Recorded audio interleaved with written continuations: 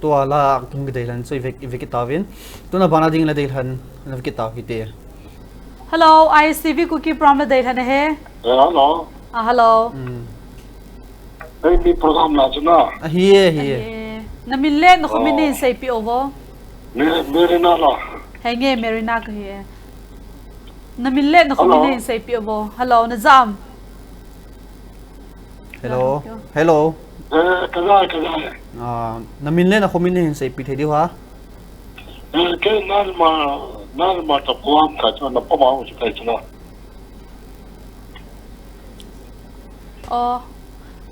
No otu kiti BS no otu kiti BS hintenele na tsia tsa za thailo hin.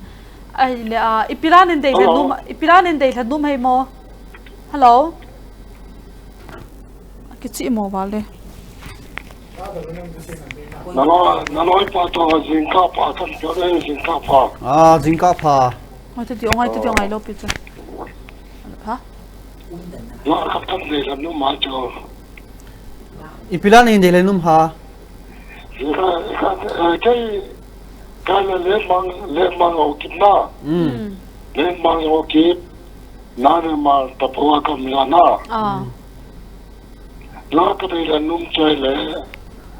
Chính dấu xem xin lỗi nó phá. Ta nung cái hai bên thì chứ na. Chú cái đây là nung. Cái đây là nung cho. Ai le koi ngai le tian Ladeilhen ai mo. Angai dinga mi Ladeilhen mi malin say pi ovo. Hello. Angai dinga mi Ladeilhen mi malin say o. Angai ding chu ga ki le. Mi matam rồi nu te ki ngai le sho te la. Anu te ngai le jo chin. Anu ngai te te ta.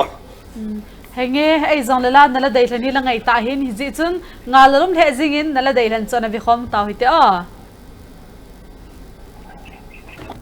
Tun abana ding thing zo zam silho ne sa kanu ka ngai pe ne ti chu an bi khom ki taw hite.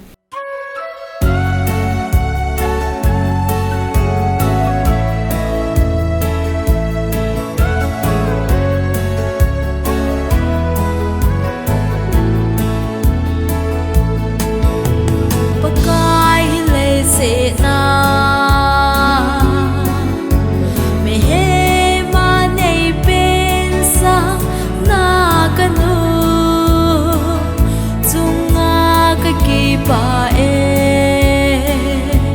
aman ke lung se ne ke man athu ka ngai sing le pakai na ngin nei pha thei ding hi nga in ka tau si pakai na ngin ke nei lung se ne ke man kanu ka ngai pe ne sana le song man tam isa ni tam zong le kanu aman atam pe ne aman ke lung se ne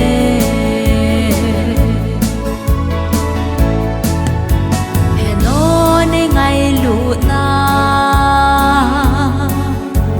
kalai cha gen sin mil po nge na lai kil ka hin na thu nel po nge sung mai chama nei na hil sing na ha kalung lai za lang sing hen heno nangin ke ne lung se ne ke man kanu ka ngai pe ne sana le song man tam isa ni tam zong le kanu aman atam pe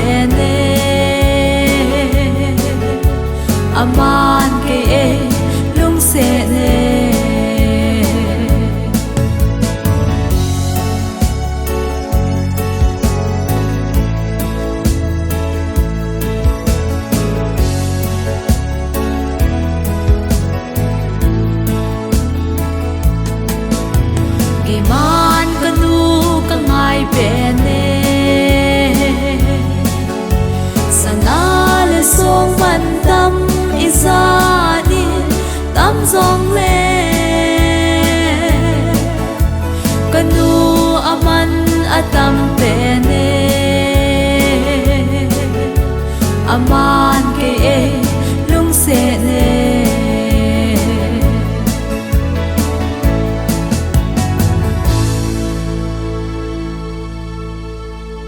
kanu kangai peni ti lingzo jam thon sa chu ingai ka tawin tuna bana ding Ladeilhen an ki taw hite. Hello, ISTV Kuki from Ladeilhen he. Hello.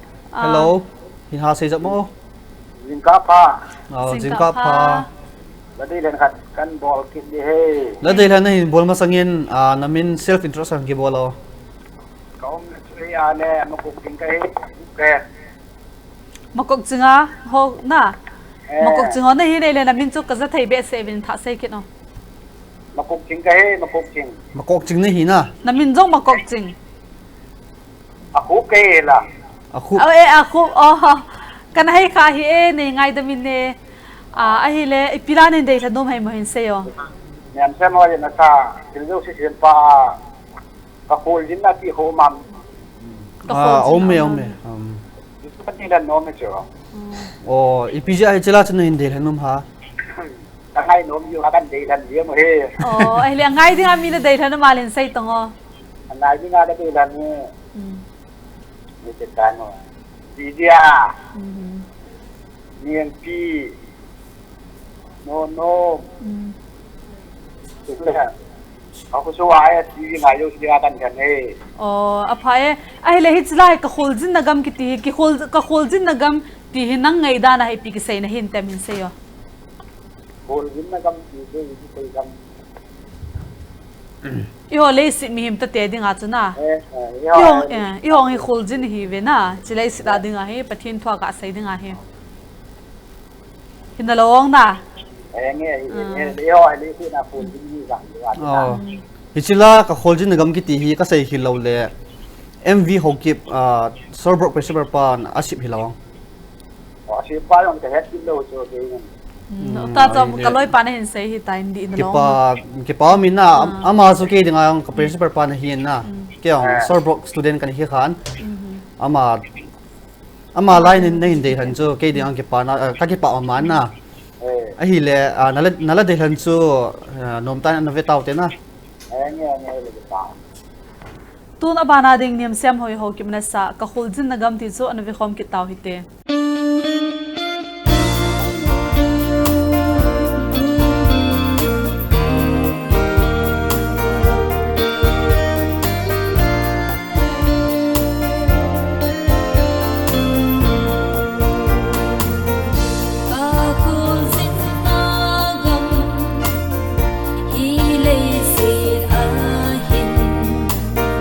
Lung ole mon na ding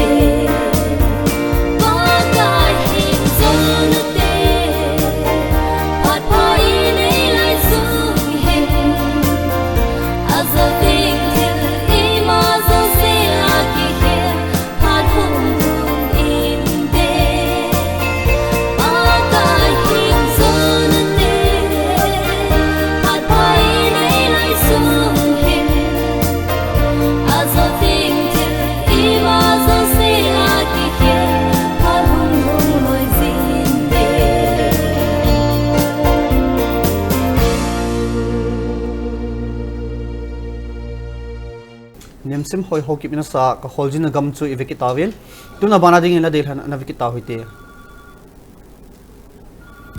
Hello. Rina, Hoi. Ladeilhen bol kita te. Bol kita hoite henu atha ben na minle no om na hin sayo. Kan Episod phai ho phi zana. Kamen hil kim boy.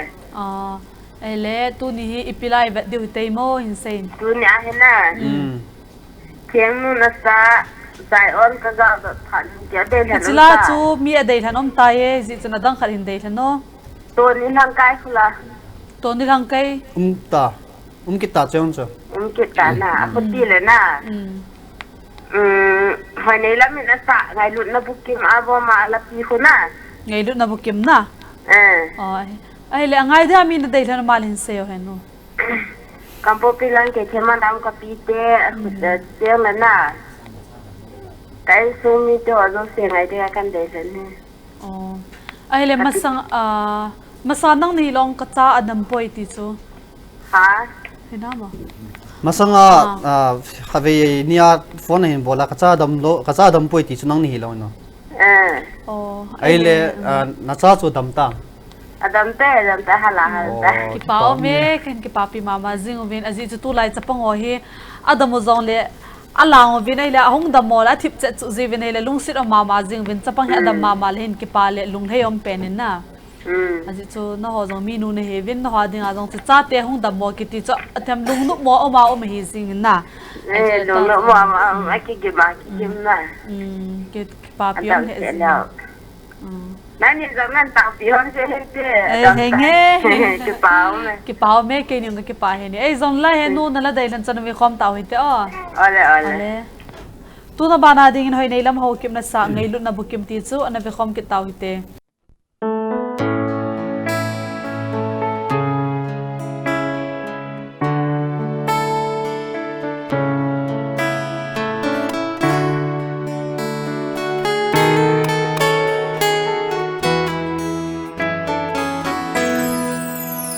Ka khul zing na lei si na ni tin a banga ki vain lungon na ding kin ka so fo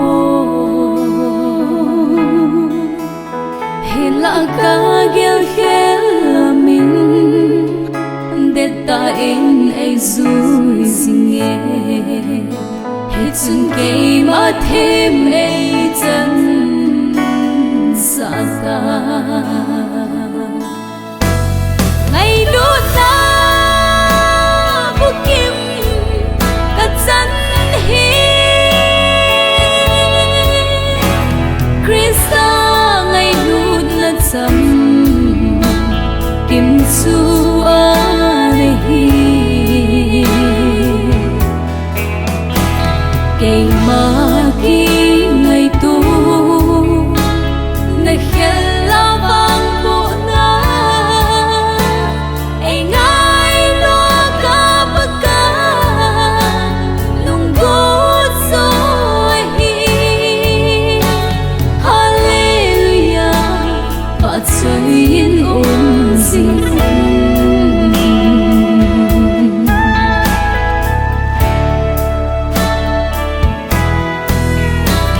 Tinahin ko manda lunga na ngay tu khaem si da tui pi kinong ai dungahin na chon sin nen bela na van lui chu su thain pagkayang sungnem Berlin Alvari ngay lút na bukim Giêsu thì sân ta hùng lung do ở chung nằm lệ kia tôn ai hôn bị ta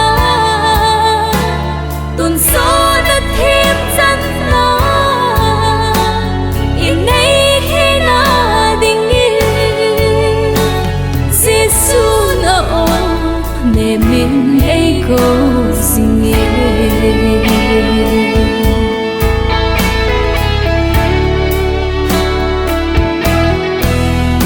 hồ tô na lên ngày lụt na lâu pi na adim ahin nang le ke adia apha zo he pakai chu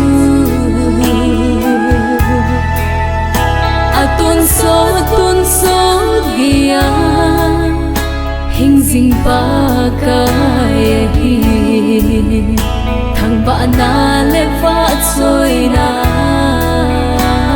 piu de ai lút na bu kim cắt chân hi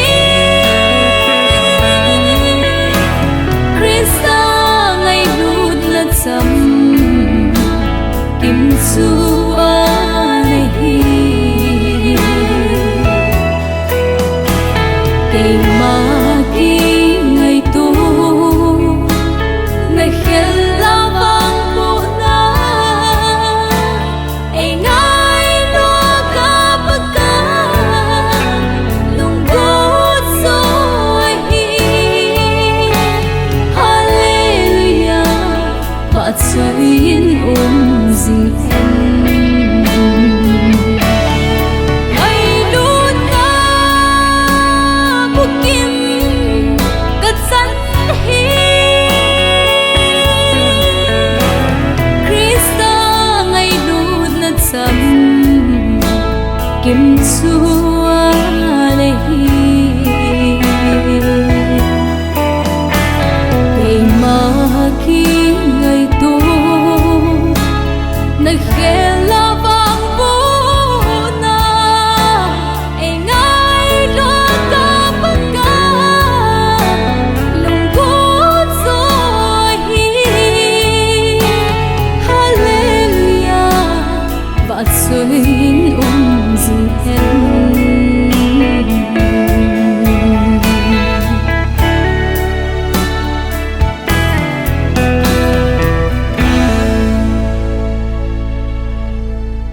ngai lut na bukim hoi ni le mina sa ina vela ki tawin tuna bana ding ila deilhan ana vela ki tawte hello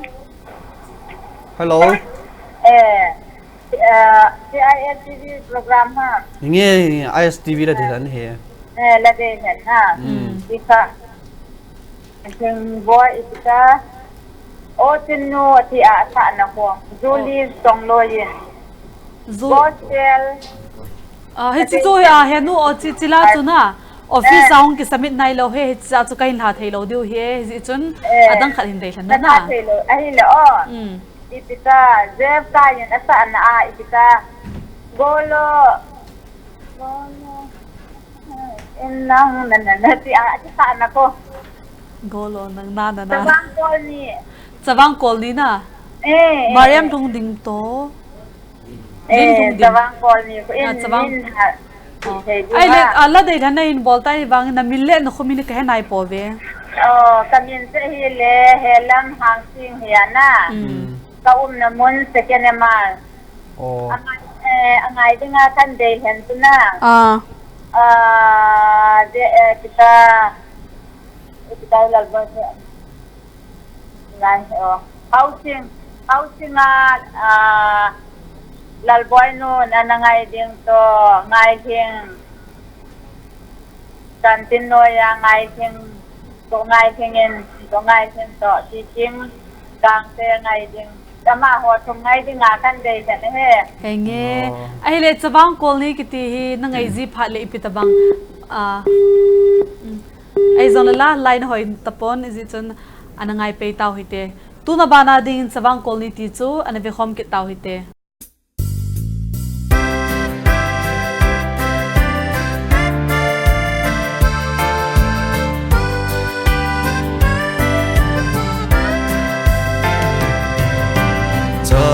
vang kol ni in ding mo lại nè ngày dâu giang kiên dâu cần nhẹ mê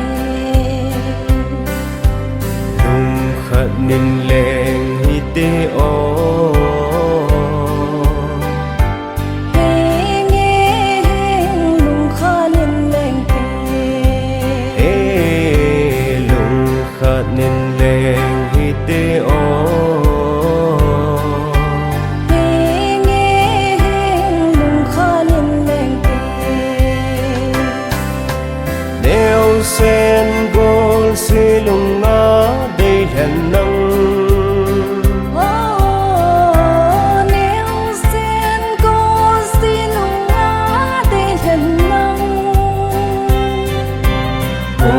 so silunga cham dan ti ka ngai lai go so silunga cham dan ti ka ngai lai go silung tu ai lên lai ni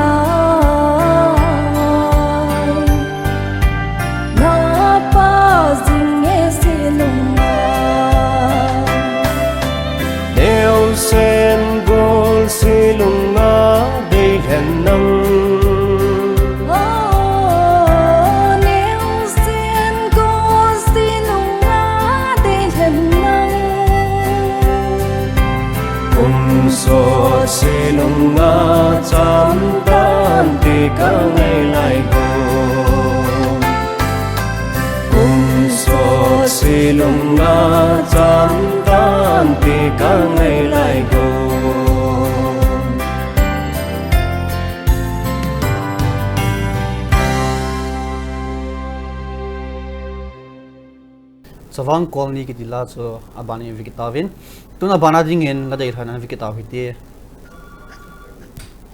Hello. Hello. Hello, ISTV Kuki from Ladeilhen he.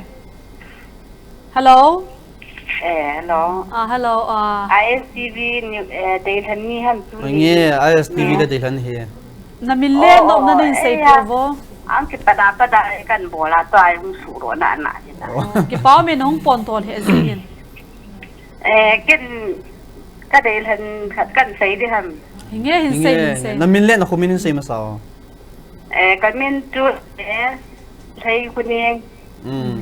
New lam le na ka tu gospel foundation na. Jwa tu kom. Ai le ipila hamon en dei han nom sin sein. Hai nei lam la sa khat ipitam ngai lut na bukim na. Hiche la chu nang lai ron ti tu. Hiche la chu an ke dei han tai. Ki dei han tai mi na hin dei han ta cho hen nu. Ya. Ipi la hi za la ipi. Ai chu ba lai za lai pin nom kham ti ham. Ka het lo tu la. Ai lo le na het lo la hoi nei lam sa pen khat ka hin dei ka hin tha pi du tam. Hai nei lam la sa ti khat in kia. Ai le sil bang lim han hiya leng leo han hiya. Chiten khat pen chu nei tha pi ta wing al ama lai thum ha li dang lo tu la dang chu. Nang lai ron ke bo se ju ka het dan na. Adang ka het lo. Hei chi sa angai zo zong cha bai ama na sa hi tam ta min na.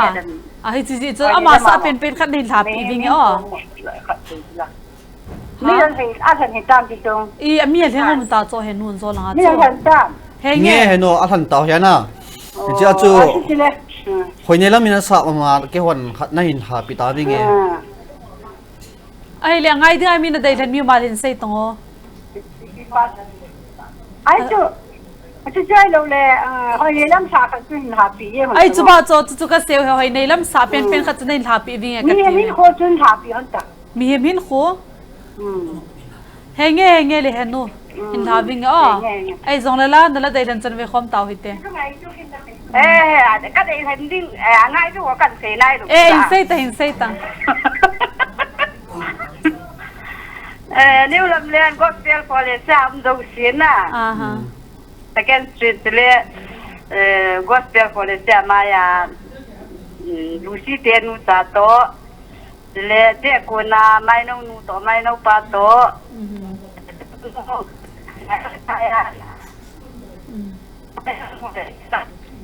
Ai te mo si đi ngã kan thà này. Hei nghe ki pau me ai zong la dei than chan ve khom tau hite ba tu na bana ding in hoi nei lam la chu an ve khom ki tau hite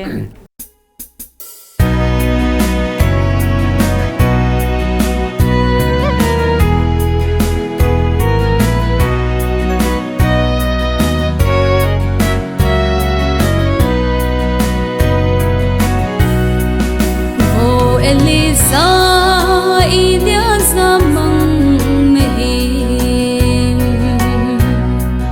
na to ding ho he palovin ore mo sang gizin na zamangin hung kinung le kita na vai kita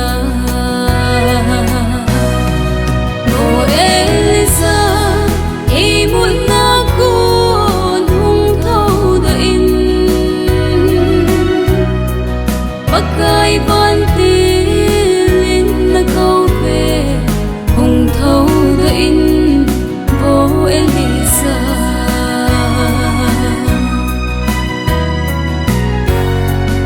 và al thêm gao dân lý lệ xóm ngã rồng và kai hát na thật gấm in mấy cái cha samang ngai pakai hat na sungin hung kileta o Elisa imut na kun hung thâu da in pakai van tin na câu về hung thâu in vô Elisa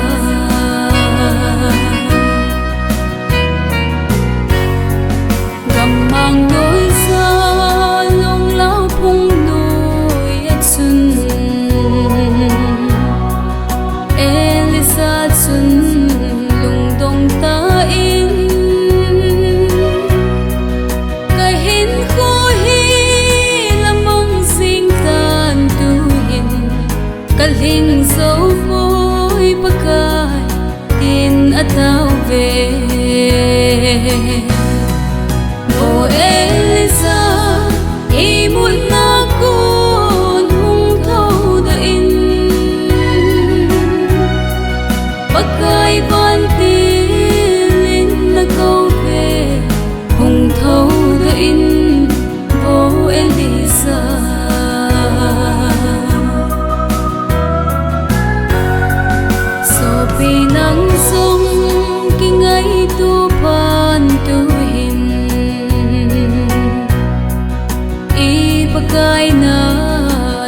ding atam san asot so at si so tai tu hin I muda kun ngapa su ahita o elisa I muda kun hung thâu da in Pagkai van tilin na câu về hùng thâu da in vô Elisa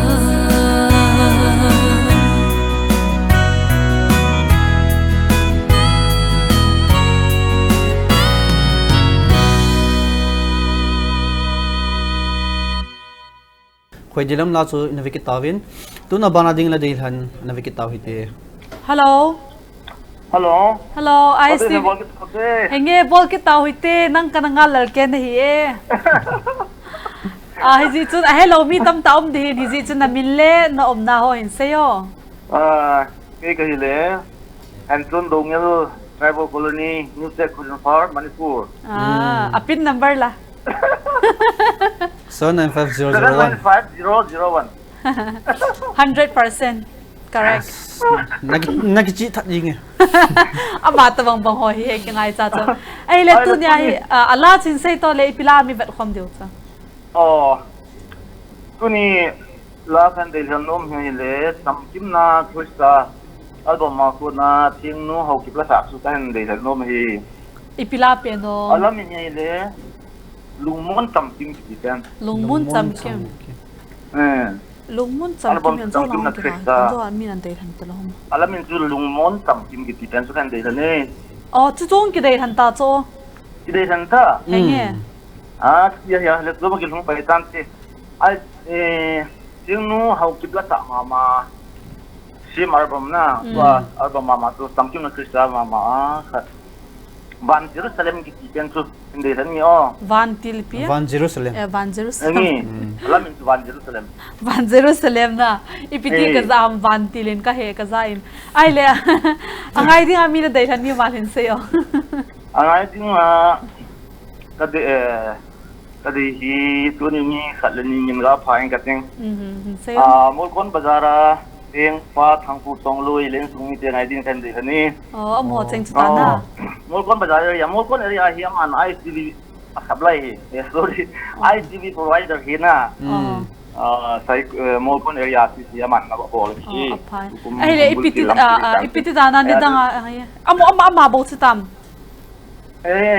ani na pu sei tong tu thang new lam bulen ama jong hin la ki de sen mo min hi wangin no hon album min ti adu dana ti je bin ima ke ti hi nang kan si jong he ti ana apae ai le ipi grace ga bol don na sang du je ho na ti la ho ti diu tam sin kum lam tam lo ho ni da la dei than nei bol ji phala ngai dinga ho hi nei sim la jin hele tu ni bo se hing hung hi nei la ki dang be sen ipi bola amani the amani bo he achang chale special ta he dedicate na bol ham se yo amani hi edi dan special ta amani min na kha na ti ha henge khat pen to hi le mo kon na hi ai ta jong ISTV connection sanam lo ya na yo connection ho to ka sei pen ka loi pa gol pa thang pu tong loi hem ISTV asun sa hi provide ball hi mo kon ka ti ya kana ai atom along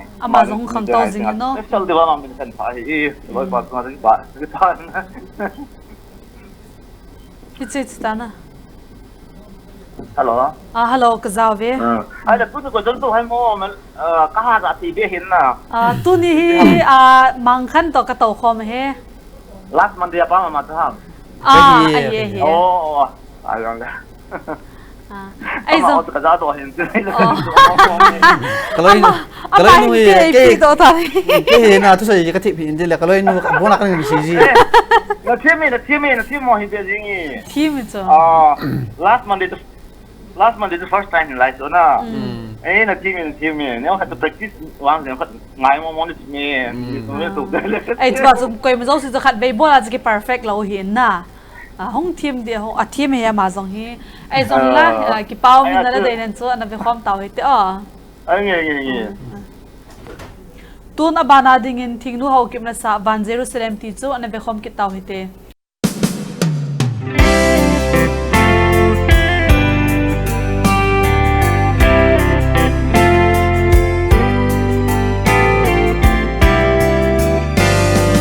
Van Jerusalem nộp đàn xây thế lâu ba cho hoi chi kim pa na gam chu ni sava zong ngai ta lâu na man ke le cha lâu na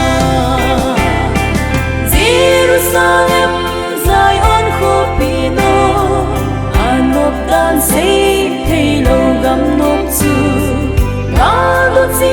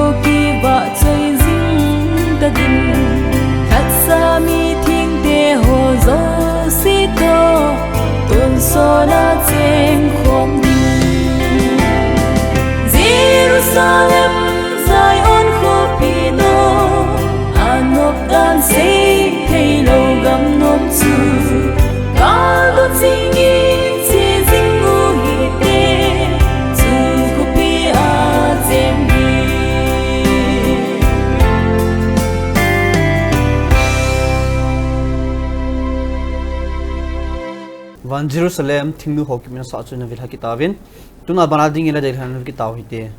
Hello. Hello. ISTV Kuki from Ladeilhen he. La kan Ladeilhen nung so. Na hin Ladeilhen masingin hapaw zong hapawin ang noo sa kichi anim be sen na. Ay le na minle na kominin sayo. Kaya kay le na yaron o cha ka ginin. Na nga zong all tata ka zahin he. Namili na kominin sa'yo. Danuhan nila min asa. Ngayon na bukima rapi kan Ladeilhen nung so. Hichila chumi a Ladeilhen nom taye hisi chanadang kanin Ladeilhen no. Hele. Alo pina pa cha tla.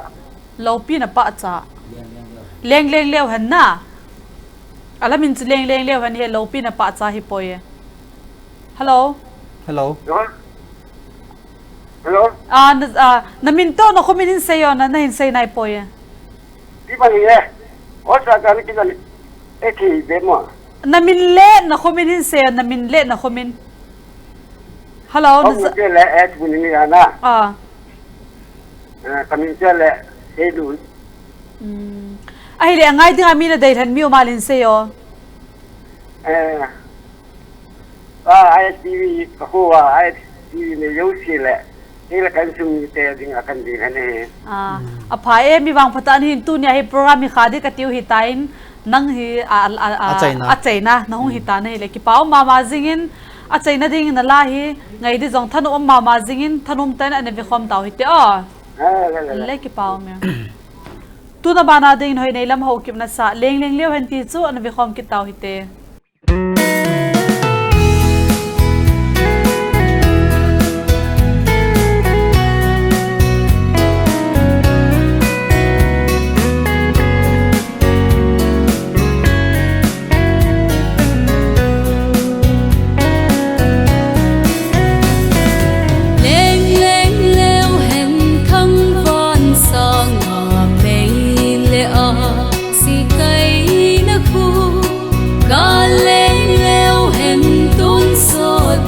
lu sa lem tha ku pi chu lo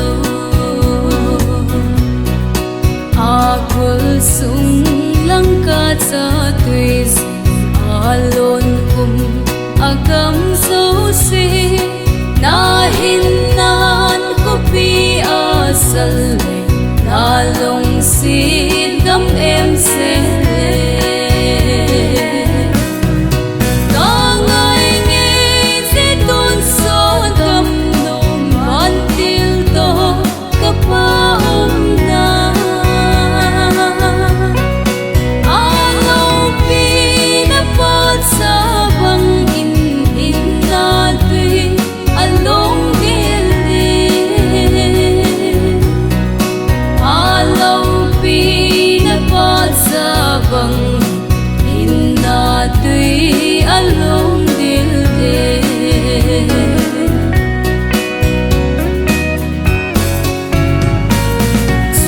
gam em leng te ho chu lei si thi na ta la ta a bo nun pathin gam no ma a mi thi long ta lo ding u bang bang in a theng se lei si me put ki kel ta Sung tu ni sa thu ta lo Gol day te don leng kong ting Ka ngay ngay se tôn so gam no man til to ka pa om na Alo pi na pat sa bang in na tui along del de along pi na pat sa bang in na tui along del de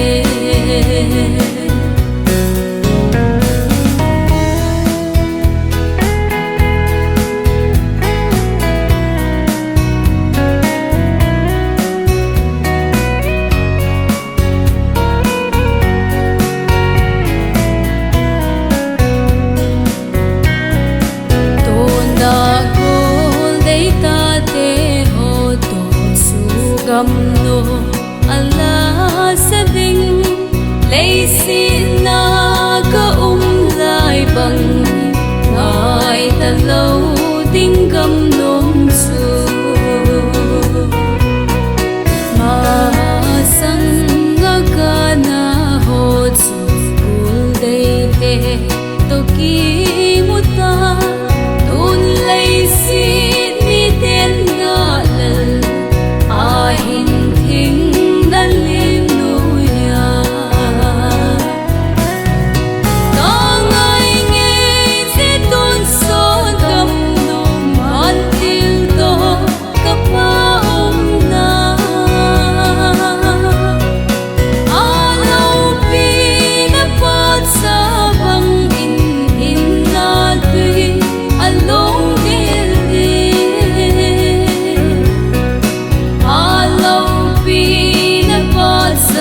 bang in na tui along del de